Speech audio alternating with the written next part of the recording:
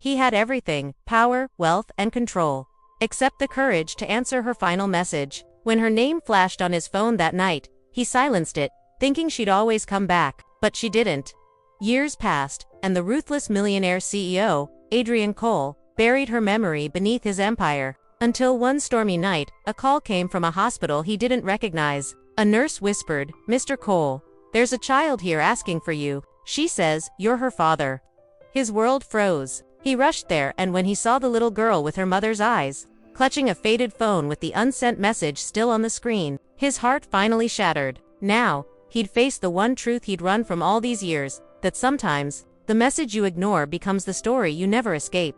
The city slept under silver rain, its lights bleeding into puddles along the pavement. Inside his glass office, Adrian Cole stood before the window, motionless, unreadable, powerful. The world called him the Iron CEO. He called it discipline, no distractions, no emotions, especially not her. Laura Winters, the woman who once made him believe in softness. 3 years ago, she had sent him one last message before she disappeared. "Adrian, I just need you to read this once, please." He never did.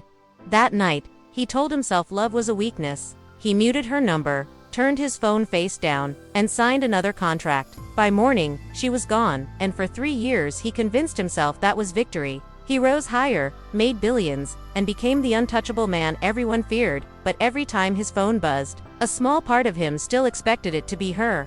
It was raining again when the call came. "Mr. Cole," a hesitant voice said on the other end, "this is St. Mercy's Hospital. There's a young girl here who insists she knows you." Adrian frowned. "You must have the wrong number." "No, sir. She mentioned your name clearly, Adrian Cole. And she said, you're her father."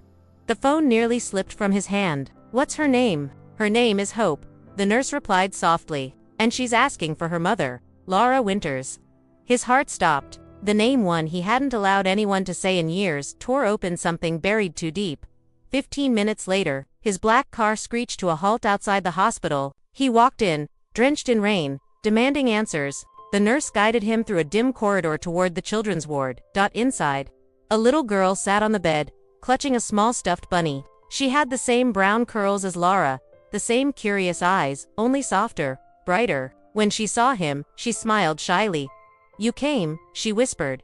Adrian's throat tightened. Do I know you?" She tilted her head, innocent and direct. "Mommy showed me your picture. She said you were busy saving the world." He couldn't speak. Then she reached for something beside her pillow, a phone, old and cracked, its screen still faintly lit. "Mommy said this was the last thing she sent you," she said, showing him the screen.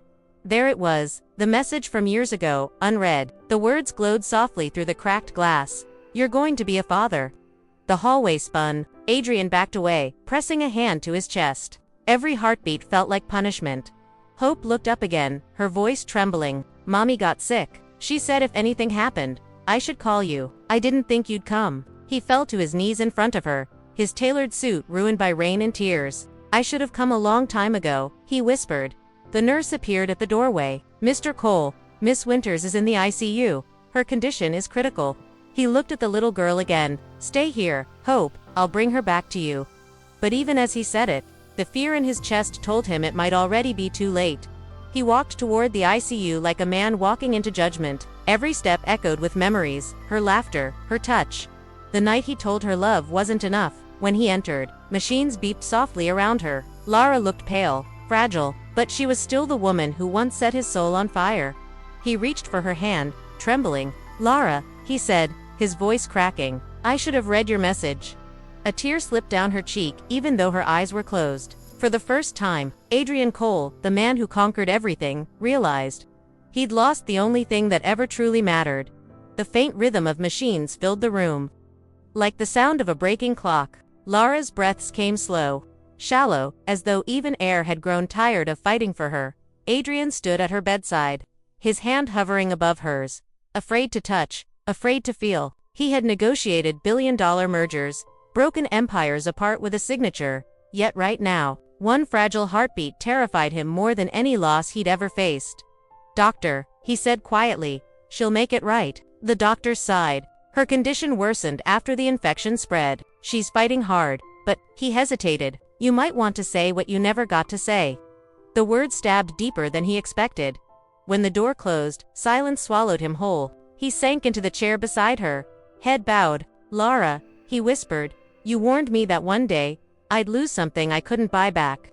Her fingers twitched, faintly, and for the first time, he saw her eyelids flutter open. "Adrian." Her voice was fragile, but it still carried that same warmth that once disarmed him. "You came?" He nodded, choking back tears. "I came too late." She gave a soft smile, almost forgiving. "Hope, did she see you?" "She did." His voice broke. "She called me Dad." Lara's eyes softened. "She's always believed you'd come for her, even when I couldn't promise it." He clenched her hand gently. "Lara, I swear, I'll take care of her. I'll give her everything." Her faint whisper cut him. "She doesn't need everything, Adrian. She just needs you."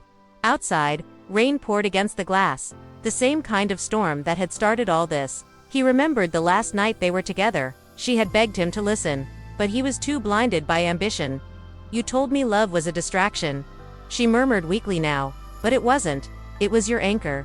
His voice trembled. "Lara, please, don't talk like this." She smiled faintly, her breath shallow. "Do you remember the night we got lost in that storm outside the city?" He nodded. "You were scared. And you said," she whispered, "don't worry, I'll find the way home." Her eyes glistened. "Promise me, Adrian, promise me you'll help Hope find her way home even if I can't." Tears blurred his vision. You'll be there." But she shook her head softly. "If I don't wake up tomorrow, tell her I loved her enough for both of us." Her voice faded with the hum of machines. "Lara, no," he gasped, leaning forward, gripping her hand. But the monitors began to flatten slow, then still. Doctors rushed in, nurses shouted, and the world turned into chaos. Adrian stood frozen as they tried to bring her back, his pulse echoing with every desperate beat. But fate, cruel and merciless, had already made its decision. When the room fell silent again, so did the world he had built around himself. Hours later, the rain had stopped. The hallway outside was empty except for a small figure sitting alone, Hope, clutching her stuffed bunny. When she saw him, her face lit up with fragile innocence. "Did Mommy wake up?" she asked softly. He knelt beside her, the words breaking his throat. "No, sweetheart, Mommy's gone to sleep, but she told me to tell you something very important." Hope's lip quivered. "What?" "She loved you more than anything, and she wanted you to know. I'll never leave you again." The little girl leaned forward, hugging him tightly. For the first time, Adrian held someone not to control, not to own, but simply to protect. That night, as she fell asleep in his arms, he made a silent vow. He couldn't rewrite the past, but he could build a future worthy of her name. Months passed. The ruthless CEO, who once ruled the skyline, was now learning how to braid his daughter's hair, how to pack lunchboxes, how to smile without needing a boardroom. Every evening, he told her a bedtime story, not of castles or dragons, but of a woman named Lara, who taught a man what love really meant. And every morning, when he dropped Hope at school, she'd turn, wave, and shout across the parking lot, "I love you, Daddy." Every time she said it, something inside him healed a little more.